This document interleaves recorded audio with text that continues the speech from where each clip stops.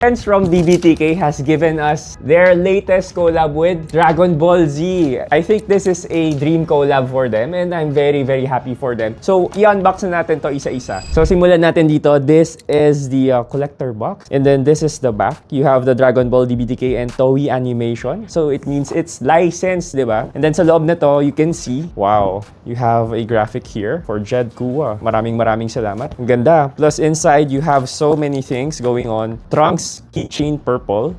Ayan, ganda nito ah.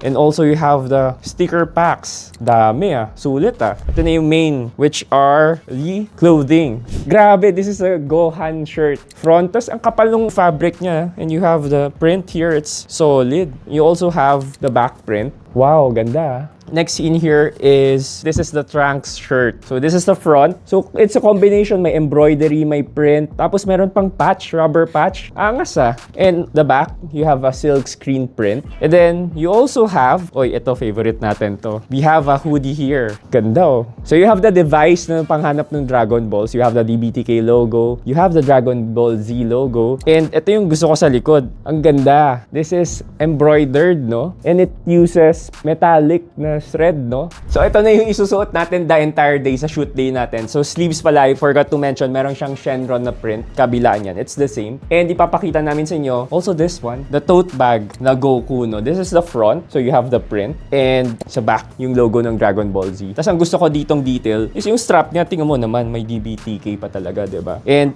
inside, meron rin palang inner graphic, oh. And complete yan with so many pockets, no? Galing talaga mag-details ng DBTK. Mga lodi talaga natin yan. And meron rin daw tong gimmick, so we will fix this. And also yung inner print nung box, no? You can see Shenron illustration, ang ganda niyan. Tapos meron tong kasamang lights that we can build up. So pakita namin sa inyo. So here it is. Nasabit na namin siya. And it serves as a night lamp, di ba? Ang angas, no? Di ba? Parang dual purpose yung box nila. So we can get all this. They have an event this coming Saturday. We'll flash it here. And pupunta kami doon. Magkikita-kita tayo. Makikita na rin namin that for the first time yung mga bossing natin. So I hope you can get your merch na Dragon Ball Z at sana hindi kayo maubusan. Yun lang.